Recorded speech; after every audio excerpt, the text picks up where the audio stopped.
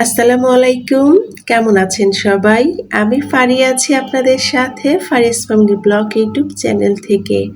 কাছে এবং দূরে যে যেখান থেকে আমার আজকের এই ভিডিওটি দেখা শুরু করেছেন, আশা করি সবাই আল্লাহর অশেষ রহমতে ভালো আছেন, পরিবার পরিজন নিয়ে নিরাপদে আছেন। আলহামদুলিল্লাহ, আমিও আমার পরিবার পরিজন নিয়ে ভালো আছি। দ্বিতীয়বারের মতো ড্রাগন ফল তুললাম আমার এই ছোট্ট বারান্দা থেকে। তো একটা ছিঁড়েছি আর ওই যে একটা, তো এটাও সুন্দর পেকেছে। এর আগে 4টা ড্রাগন ফল তুলেছিলাম আর আজকে আবার 2টা তুললাম। নতুন করে দেখলাম আবার 2টা ফুল এসেছে। তো নিজের হাতে লাগানো গাছ থেকে যখন কোনো ফল তুলি কি যে আনন্দ লাগে, শুকর আলহামদুলিল্লাহ। আমার কাছে কেন জানি মনে হয়েছে বাজারে যে ড্রাগন ফল কিনতে পাওয়া যায় তার চাইতে কিন্তু আমার লাগানো ড্রাগন খেতে খুব মিষ্টি। সত্যি অনেক মিষ্টি খেতে, তো সাইজে ছোট কিন্তু খেতে খুবই মজার। আজকের ভিডিওতে আপনাদের সাথে দুর্দান্ত কিছু কিচেন টিপস শেয়ার করব। আশা করছি আমার গৃহিণী আপুদের অবশ্যই উপকারে আসবে। তো চলুন শুরু করা যাক।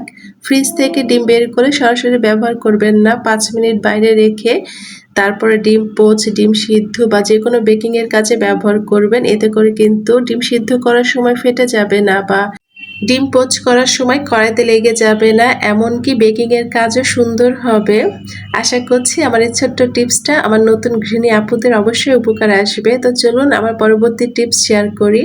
আমার যেহেতু হেল্পিং হ্যান্ড মেয়ে নাই, একাই সংসারে সব কাজ করছি, তো আজকে আপনাদের খুব সহজেই পেঁয়াজের খোসা ছাড়িয়ে দেখাবো। তো আজকে আমি এখানে অনেকগুলো পেঁয়াজ নিয়েছি, তো 5 মিনিট কিন্তু পেঁয়াজ পানিতে ভিজিয়ে নিয়েছি। তো দেখতে পাচ্ছেন কতটা তাড়াতাড়ি পেঁয়াজের খোসাটা ছাড়িয়ে নিচ্ছি।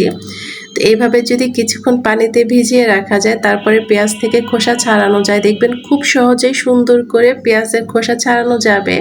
আমার কাছে একটা সময় পেঁয়াজ রসুনের খোসা ছাড়ানোর কাজটা অনেকটাই কঠিন মনে হতো, কিন্তু এখন কিন্তু খুব সহজেই ছাড়াতে পারি। আমরা যারা গৃহিণীরা আছি একটু যদি বুদ্ধি করে কাজ করি, কিছু টিপস আর ট্রিক্স মেনে কাজ করি, তাহলে কিন্তু দেখবেন খুব সহজেই সংসারের কাজগুলো সহজ হয়ে যায়। আমার যে সকল ছোট বোনেরা নতুন সংসার জীবন শুরু করেছেন, আশা করি আমার আজকের এই টিপস ভিডিওটা আপনাদের একটু হলে উপকারে আসবে। আসলে সংসার জীবনের শুরুটা সহজ থাকে না, সময়ের সাথে সাথে বা অনেক কাজ বা অনেক কিছু জানার ফলে অনেকটাই সহজ হয়ে যায়। আমিও আমার সংসার জীবনের শুরুতে অনেক কিছুই জানতাম না, আপুদের টিপস ভিডিও দেখে অনেক কিছু শিখেছি এবং কিছু আমি আমার মা দাদির কাছ থেকেও শিখেছি। যখন কোনো আপু কমেন্ট করে বলেন, ফারিয়া আপু আপনার ভিডিও দেখতে অনেক ভালো লাগে, আপনার ভিডিও দেখে অনেক কিছু শিখেছি, সত্যি কি যে ভালো লাগে বলে বোঝাতে পারবো না। আমাকে ফাহমিদা খানম আইডি থেকে আপুটা কমেন্ট করেছিলেন, আসসালামু আলাইকুম আপু, আজকে আমি ফার্স্ট কমেন্ট করলাম। আপনার ভিডিও সব সময় দেখি কিন্তু কমেন্ট করি না। আপনার ভিডিওগুলো খুব ভালো লাগে, আপনি অনেক ভালো ভালো টিপস দেন, আমি আপনার টিপস মেনে চলি। আপু আমার বাড়ি সিলেট, আমার নাম ফাহমিদা খানম, আমারও 2টা বেবি, একটা ছেলে একটা মেয়ে। তাদের নিয়ে অনেক কষ্ট হয় কাজ করতে। আমার বাসায় আমরা 3 জন, অন্য কেউ নাই। আমার হাজবেন্ড বিদেশ থাকে। আপনার ভিডিও দেখে অনেক কিছু শিখেছি, মেনেও চলি। ওয়ালাইকুম আসসালাম ফাহমিদা আপু, অনেক অনেক ধন্যবাদ জানাচ্ছি আপনাকে এত সুন্দর করে ভালোবেসে কমেন্ট করার জন্য। আমার ভিডিও যে আপনার কাছে ভালো লেগেছে জেনে সত্যি অনেক বেশি খুশি হলাম। আপনার পরিবারের জন্য অনেক অনেক দোয়া রইল আপু, এবং বাবুদের জন্য অনেক দোয়ার ভালোবাসা রইল। আপনি অনেক ভালো থাকবেন আপু। এরপরে আমাকে আহমেদ তাইমিন আইডি থেকে আপুটা কমেন্ট করেছিলেন, আমিও এমন করি আমার ছেলের সাথে, আমি সবসময় আপনার ভিডিও দেখি, আপনাকে আমার খুব ভালো লাগে আপু, মাশাআল্লাহ, বাবাটাকে আর বকবেন না, টিপসগুলো খুবই ভালো লাগলো, দোয়া রইল আপু। অনেক অনেক ধন্যবাদ জানাচ্ছি আপু আপনাকে এত সুন্দর করে প্রতিবারের মতোই কমেন্ট করার জন্য। আপু আপনার পরিবারের জন্য অনেক দোয়া রইল এবং বাবাটাকে আমার পক্ষ থেকে অনেক অনেক আদর আর ভালোবাসা রইল। আমি আরও কিছু প্রিয় আপুদের কমেন্ট পড়ব, তার আগে চলুন শেয়ার করি কিভাবে পেঁয়াজ ফ্রিজে রাখলে ভালো থাকবে, গন্ধ হবে না। তো আমি এখানে কিন্তু একটা বাটির মধ্যে টিস্যু পেপার দিয়ে তারপর আস্ত করে পেঁয়াজ রেখে দিলাম খোসা ছাড়িয়ে। এভাবে যদি আস্ত পেঁয়াজ রাখা যায় তাহলে কিন্তু 2 দিন পর্যন্ত ভালো থাকবে, গন্ধ হবে না। আর কিছু পেঁয়াজ আমি কেটে রেখে দিলাম যেটা কিনা আমি কালকে রান্নার কাজে ব্যবহার করব। তো একদিন পর্যন্ত পেঁয়াজ কিন্তু কেটে ফ্রিজে রেখে দেওয়া যায়, কোনো সমস্যা হয় না। ঢাকনা দিয়ে ঢেকে রেখে দিবেন, তাহলে কিন্তু দেখবেন বাজে একটা গন্ধ বের হবে না। এভাবে যদি আস্ত পেঁয়াজ রেখে দেওয়া যায় 2 দিন পর্যন্ত ব্যবহার করা যাবে, এবং কেটে রেখে দিলে 1 দিন পর্যন্ত ব্যবহার করা যাবে। রান্নাঘরের কাজকে সহজ করতে চলুন আপনাদের সাথে দারুণ একটা আইডিয়া শেয়ার করি। মেহমান আসবে, খুব টেনশনে পড়ে যায় তাই না, কি রান্না করব, বিশেষ কোন আইটেমটা বানাবো। তো আমরা যদি আগে থেকে কিছু প্রস্তুতি নিয়ে রাখি তাহলে কিন্তু দেখবেন কাজ অনেকটাই সহজ হয়ে যাবে।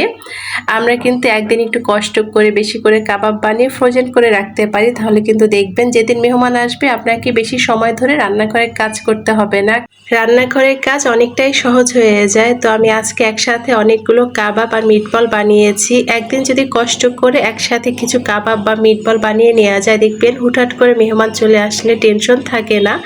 আর মিটবল তো বাচ্চারা ভীষণ পছন্দ করে, আমি চেষ্টা করি বাসার তৈরি খাবার আমার বাচ্চাদেরকে টিফিনে দিতে। তো আমি এখানে মাত্র 2টা মুরগির বুকের মাংস দিয়ে একসাথে অনেকগুলো কাবাব আর মিটবল বানিয়েছি।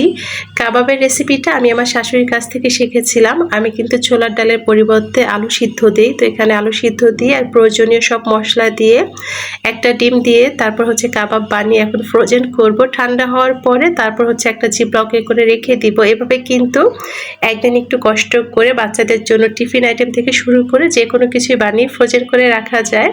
চলুন আপনাদের সাথে আমার পরবর্তী টিপস শেয়ার করি। এখন যেহেতু দুপুরে রান্নাবান্নার আয়োজন করব, তো আমরা তো প্রতিদিনই ভাত রান্না করি, আবার অনেকের বাসায় কিন্তু প্রতিদিনই ডাল রান্না হয়। তো চাল ডাল ধোয়ার পানিটা যদি আমরা গাছে দিয়ে থাকি, এটা কিন্তু গাছের জন্য অনেক বেশি উপকারী।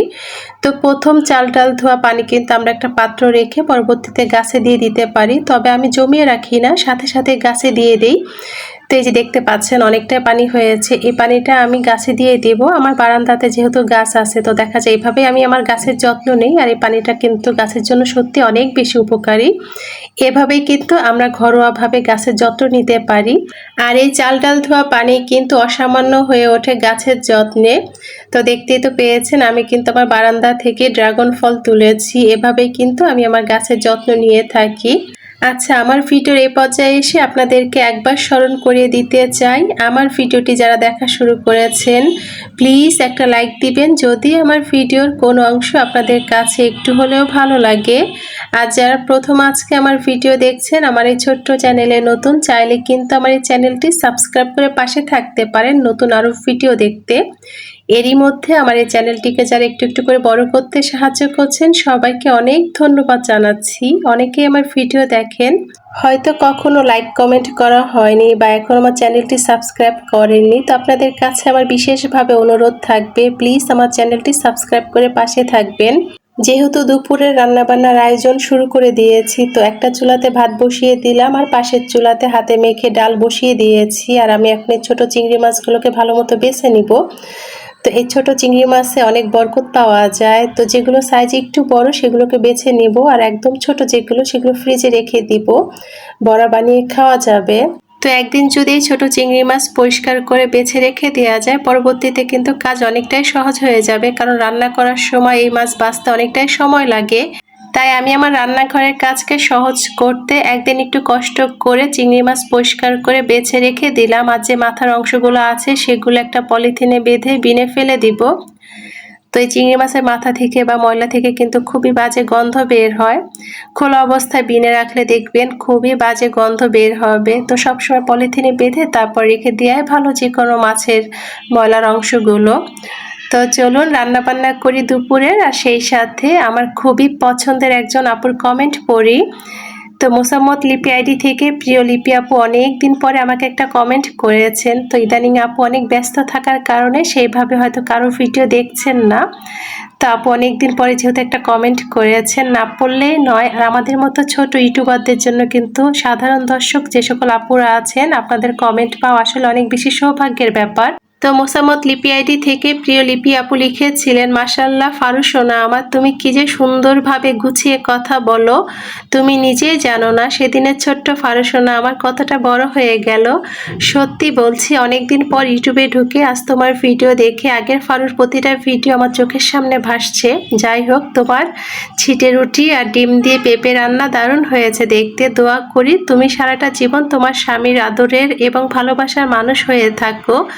অনেক সুন্দর এবং মধুময় হোক তোমার সংসার জীবন। লিপি বান্ধবীর ভালোবাসা এবং দোয়া সবসময় তোমার সাথে থাকবে। ভিডিও দেখি না বলে ভাববে না আমি তোমাকে ভুলে গেছি, তুমি কিন্তু সব সময় আমার হৃদয়ে থাকবে। ভালো থেকো।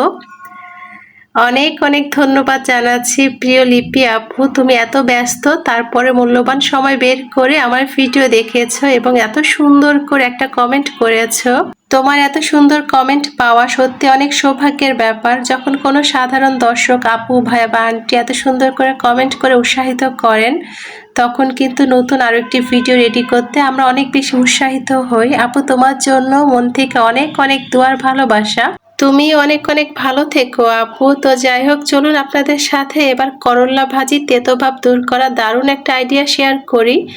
আমি আগে যখন করলা ভাজি করতাম তখন কিন্তু তেতো লাগতো, খেতে একদমই ভালো লাগতো না। তো আমি আমার বড় আপুর কাছ থেকে করলা ভাজি তেতো ভাব দূর করা দারুণ একটা আইডিয়া শিখেছি, আপনাদের সাথে আজকে শেয়ার করব। তো করলা কাটার পরে আমরা যখন ধুয়ে নিব, একদমই কচলাবো না, আলতো হাতে ধুয়ে স্ট্রেনারে বা ঝাঁঝরির উপরে রেখে পানি ছড়িয়ে নিব, যেন একদমই পানি ঝরে ঝরঝরে হয়ে যায়, একদমই পানি থাকবে না। তারপরে যদি আমরা বেশি করে পেঁয়াজ দিয়ে বেশি করে তেল দিয়ে করলা ভাজি করে দেখবেন খেতে একদমই তেতো লাগবে না। সত্যি বলছি, আমার আজকে করলা ভাজি খেতে একদমই তেতো লাগে নাই। আমার আপসি পর্যন্ত আজকে করলা ভাজি দিয়ে ভাত খেয়েছে। তো দারুণ একটা টিপস, কিন্তু যারা করলা খেতে পছন্দ করেন না তেতোর জন্য, তারা একদিন হলেও এভাবে করলা ভাজি করে দেখবেন। কাটার পরে একদমই আলতো হাতে ধুয়ে একটা ঝাঁঝরির উপরে রেখে দিবেন, আধা ঘন্টার মতো রাখলে কিন্তু সব পানি বের হয়ে একদম ঝরঝরে হয়ে যাবে। তারপরে ভাজি করে খেয়ে দেখবেন, একটু বেশি করে পেঁয়াজ আর বেশি করে তেল দিয়ে ভাজি করবেন, একদমই তেতো লাগবে না। আর আমরা অনেকে কিন্তু কচলিয়ে হয়তো করলাটা ধুয়ে থাকি, এতে করে কিন্তু পুষ্টিগুণ নষ্ট হয়ে যায়। আমরা হয়তো ভাবি যে করলা থেকে তেতো ভাবটা কেটে গেলে বা তেতো পানিটা বের হয়ে গেলে তেতো লাগবে না, কিন্তু আসলে তা না।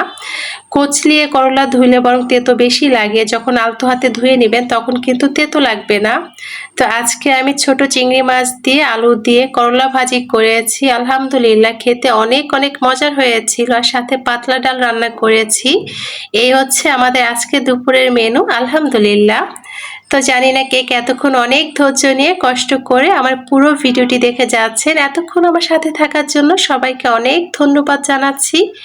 নতুন দিনে নতুন আরো একটি ব্লগ ভিডিও নিয়ে আপনাদের মাঝে হাজির হব। সে পর্যন্ত সবাই পরিবার পরিজন নিয়ে ভালো থাকবেন, নিরাপদে থাকবেন। সকলের সুস্বাস্থ্য দীর্ঘায়ু কামনা করে আজকের মতো বিদায় নিচ্ছি। আল্লাহ হাফেজ।